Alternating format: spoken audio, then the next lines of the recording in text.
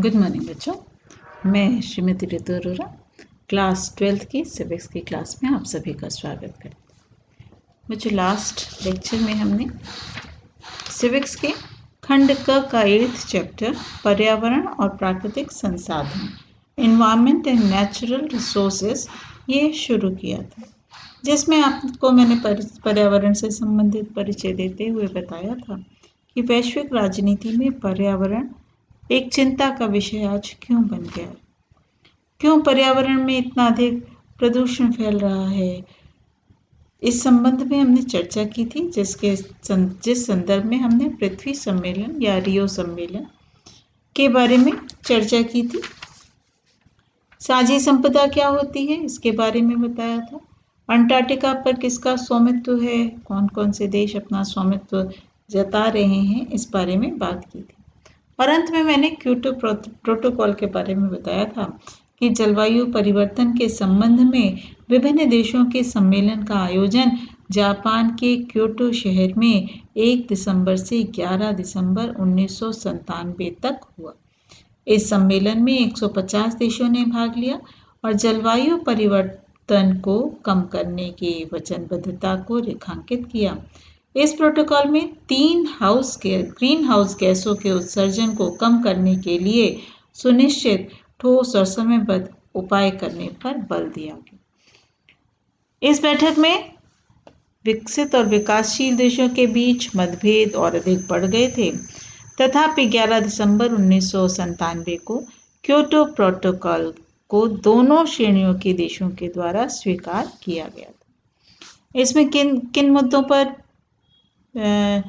जो स्वीकार किए गए, कौन कौन से मुद्दे थे। इसमें विकसित देशों को अपने सभी 6 ग्रीन हाउस के उत्सर्जन स्तर को 2008 से 12 तक 2090 के स्तर में औसतन 5.2% कम करने को कहा गया।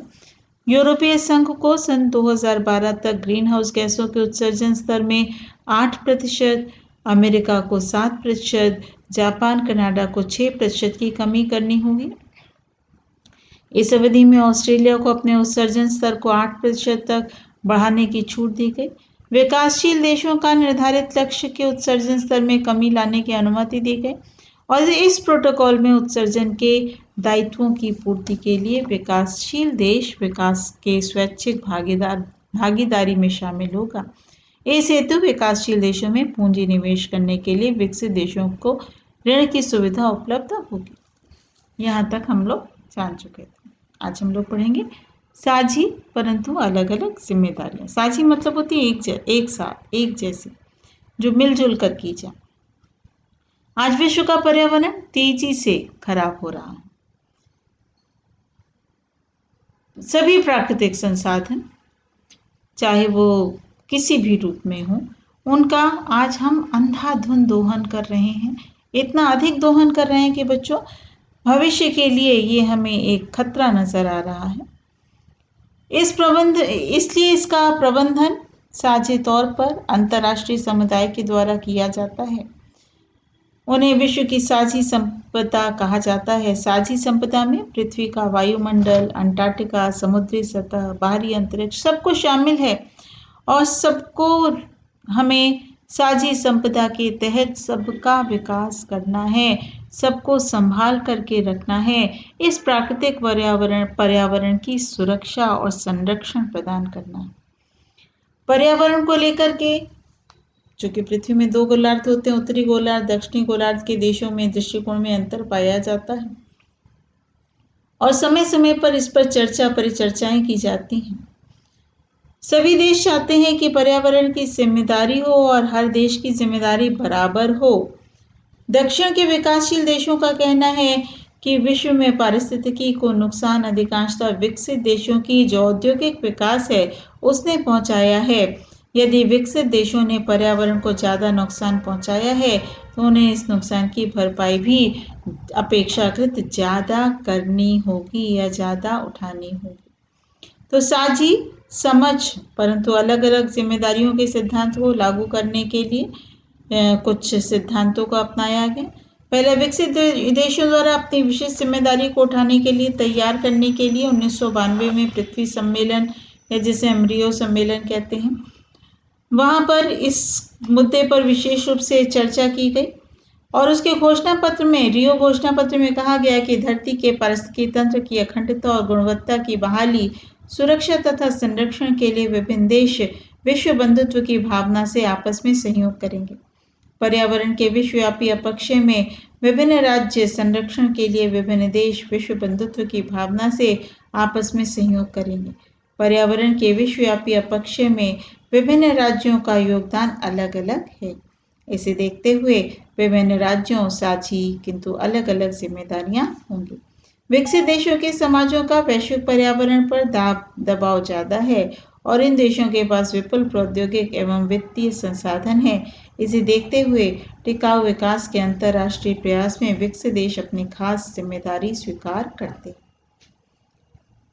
दूसरा है अपनी क्षमता और हिस्सेदारी के अनुसार पर्यावरण की सुरक्षा में जिम्मेदारी निभाना।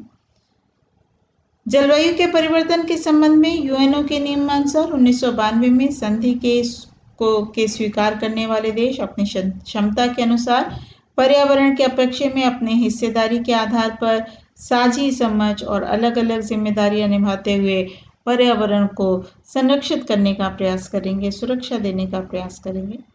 विकासशील देशों को क्योटो प्रोटोकॉल की बाध्यताओं से अलग रखना, क्योटो जो जापान में हुआ था, ताकि विकासशील देश जो अभी औद्योगिकरण की प्रक्रिया से गुजर रहे हैं और जरूरी है कि उन पर प्रतिबंध न लगाया जाए, नहीं तो उन देशों में औद्योगिकरण पूरी तरीके से विकसित नहीं हो पाएगा।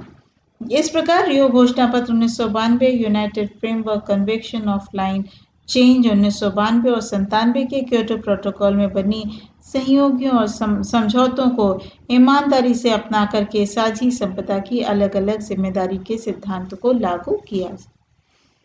विश्व में साझी संपदा की सुरक्षा, इस संबंध में भी कुछ महत्वपूर्ण समझौते हुए, जिसमें अंटार्कटिका संधि 1959, मॉन्ट्रियल न्यायाचार जो प्रोटोकॉल 1987 था, अंटार्कटिका पर्यावरणीय न्यायाचार 1991।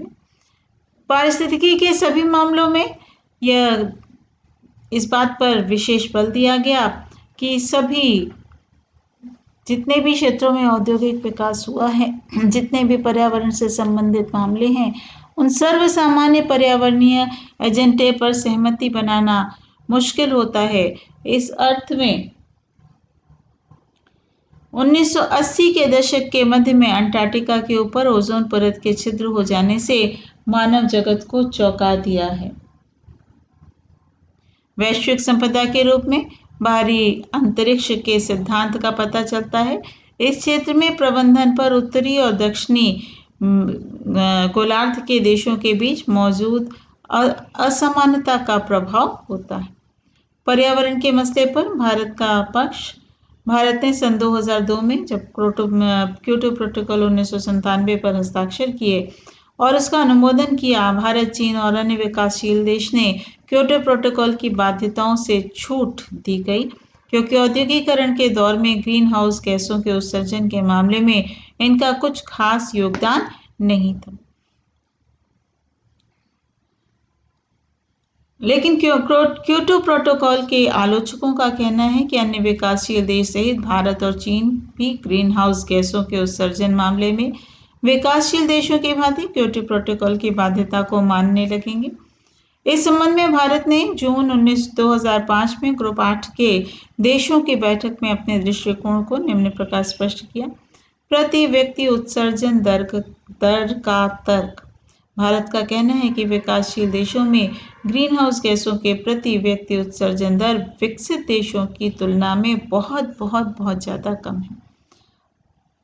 दूसरा, साझी परंतु अलग अलग जिम्मेदारियों के अनुसार भारत का विचार है कि उत्सर्जन दर में कमी करने की सबसे ज्यादा जिम्मेदारी विकसित देशों की है, क्योंकि वहीं पर उत्सर्जन दर ज्यादा है।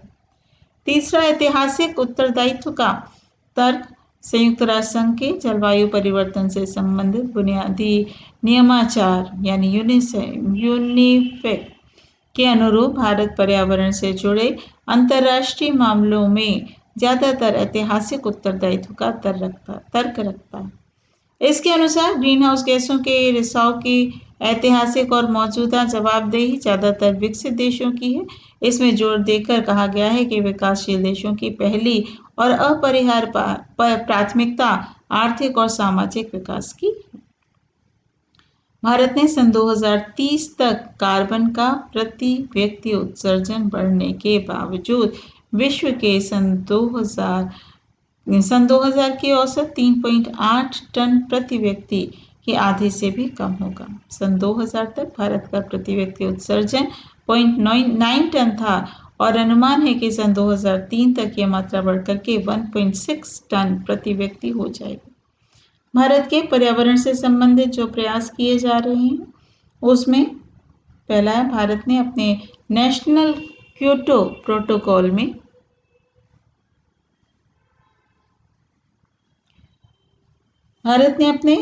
पहले नेशनल ऑटो फ्यूल पॉलिसी के अंतर्गत वाहनों के लिए स्वच्छतर ईंधन अनिवार्य कर दिया। सन 2001 में भारत में ऊर्जा संरक्षण अधिनियम पारित हुआ। इसमें ऊर्जा का ज़्यादा कारगर इस्तेमाल की पहल की गई। सन 2003 में बिजली अधिनियम में पुनर्नवा ऊर्जा का इस्तेमाल पर बढ़ावा दिया गया। हाल ही में भारत प्राकृतिक गैस के आयात और स्वच्छ कोयले के उपयोग पर आधारित प्रौद्योगिकी को अपनाने की तरफ रुझान बढ़ा है। भारत बायोडीजल से संबंधित एक राष्ट्रीय मिशन चला रहा है जिसमें बायोडीजल तैयार किया जा रहा है और इसे 1 करोड़ 10 लाख हेक्टेयर भूमि का इस्तेमाल किया। तो इस प्रकार भारत ने बहुत अधिक परिवर्तन किए ताकि किसी भी प्रकार का प्रदूषण, किसी भी प्रकार से पर्यावरण को हानि न पहुंचे। रियो समझौते के क्रियान्वयन के संबंध में भारत के क्या निष्कर्ष रहे हैं?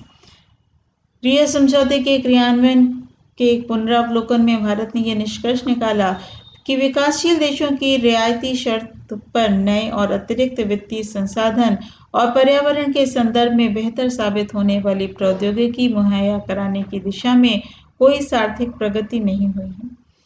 भारत ये अवश्य मानता है कि विकसित देश विकासशील देशों को वित्तीय संसाधन और स्वैच्छिक प्रौद्योगिकी मुहैया कराने के तुरंत उपाय करें ताकि विकासशील देश framework convention on climate change की मौजूदा प्रतिक्रियाओं को पूरा कर सकें।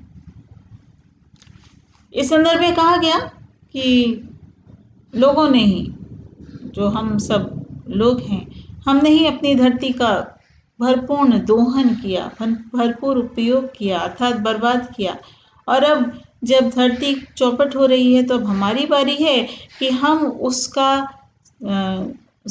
संसाधन का पूरी तरीके से ध्यान रखें ताकि हम ही उसका भविष्य तक उपयोग कर सकें।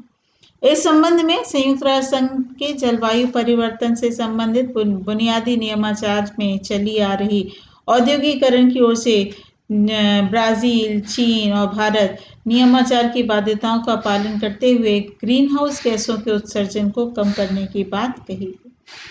भारत या विकासशील देश इन तर्कों के आधार पर आलोचनात्मक टिप्पणी की गई कि पहले उन लोगों ने अर्थात विकसित देशों ने धरती को बर्बाद किया, इसलिए उन पर उत्सर्जन कम करने की बाध्यता को लागू करना न्यायसंगत है और विकासशील देशों में कार्बन की दर कम है, इसलिए इन देशों में बाध्यता नहीं लागू की जाए। इसका अर्थ यह निकाला गया कि अब धरती को बचाने की हमारी पूरी तैयारी होनी चाहिए ताकि हम धरती को पुनः संजो करके रख सकें। हालांकि आज ऐसा नहीं हो पा रहा है। हम पुनः धरती को बर्बाद करने की ओर, धरती को चौपट करने की ओर आगे बढ़ रहे हैं, लेकिन हमें करना बिल्कुल विपरीत स्थिति में है ताकि हम धरती का अधिक से अधिक दोहन कर सकें, भविष्य में दोहन कर सकें। इसलिए हमें धरती का ध्यान रखना होगा। भारत के पावन वन प्रांत, जिसे हम देव स्थान भी कह सकते हैं, वन किसी भी देश के लिए अति आवश्यक हैं क्योंकि वनों के बिना पर्यावरण का संरक्षण आवश्यक नहीं है। बहुत से पुराने समाजों में धार्मिक कारणों से प्रकृति की रक्षा कराने का चलन है ताकि धार्मिक दृष्टिकोण को अपना करके लोग वनों को बचा सकें। भारत में विद्यमान पावन वन प्रांत इस चलन का सबसे अच्छा उदाहरण है। भारत में आज भी ऐसा ग्रामीण हिस्सों में माना जाता है। पावन वन प्रांतर प्रथा में वनों के कुछ हिस्सों को काटा नहीं जाता। इन स्थानों पर ऐसा कहा जाता है कि देवता और पुण्यात्मा का निवास होता है, इसलिए उन्हें देवस्थान की संज्ञा दी जाती है। और पावन वन प्रांतर या देवस्थान का दिव्य पूरे देशव्यापी फैलाव किया जाता है, ताकि सभी जगह, चाहे वो झारखंड हो, चाहे वो राजस्थान हो, चाहे वो मेघालय हो, चाहे वो केरल हो, सभी जगह अलग अलग नामों से उसे पुकारा जाता है, ताकि उस देव भूमि को बचाया जा सके और इसके तहत पूरे देश में वनों का संरक्षण किया जा सके। पर्यावरण संरक्षण में देवस्थान का महत्व क्या है? पर्यावरण संरक्षण की दृष्टि से देवस्थान समुदाय आधारित संसाधन प्रबंधन, पर्यावरण संरक्षण से जुड़े साहित्य में देवस्थान के महत्व को अब स्वीकार किया जा रहा है और इसे समुदाय आधारित संसाधन प्रबंधन के रूप में देखा जाता है। देवस्थान को हम ऐसी व्यवस्था के रूप में देख सकते हैं जिसके अंतर्गत पुराने समाज प्राकृतिक संसाधनों का उपयोग इस तरह करते हैं कि पारिस्थितिक तंत्र का संतुलन बना रहे। इसी प्रकार जैव विविधता तभी संभव है जब वन रहेंगे, क्योंकि वनों पर आश्रित रहने वाले जीव जंतु पाए जाएंगे और उन जीव जंतुओं पर आश्रित यानी शाकाहारी जीव जंतु और शाकाहारी जीव जंतुओं पर आश्रित रहने वाले हमें मांसाहारी जीव जंतु में मिलेंगे, यानी जैव विविधता देखने को मिलेगी। और वनों में विभिन्न प्रकार के वृक्ष भी पाए जाते हैं जो जैव विविधता में वृद्धि करते हैं।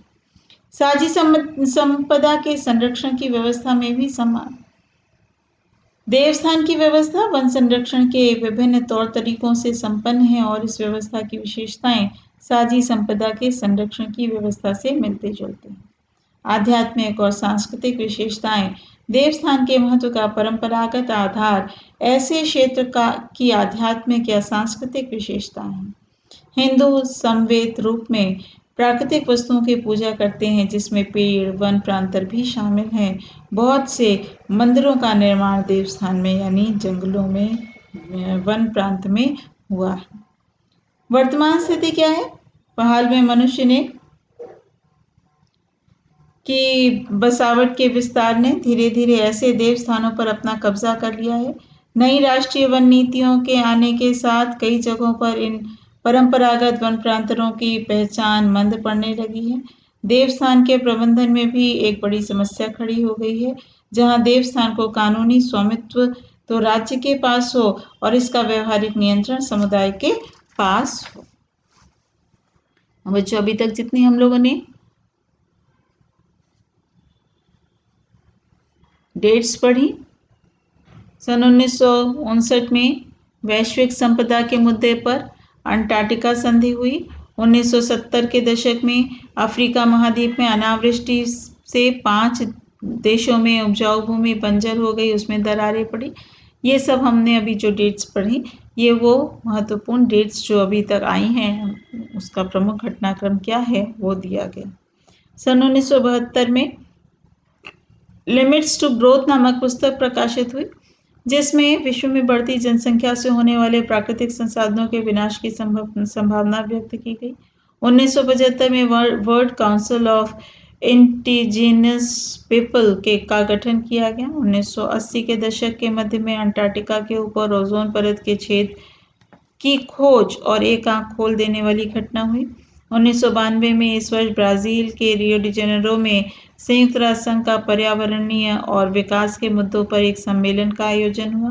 1997 में भारत में पृथ्वी सम्मेलन के समझौते के क्रियान्वयन में पुनरावलोकन किया। 2001 में भारत के ऊर्जा संरक्षण अधिनियम पारित हुआ।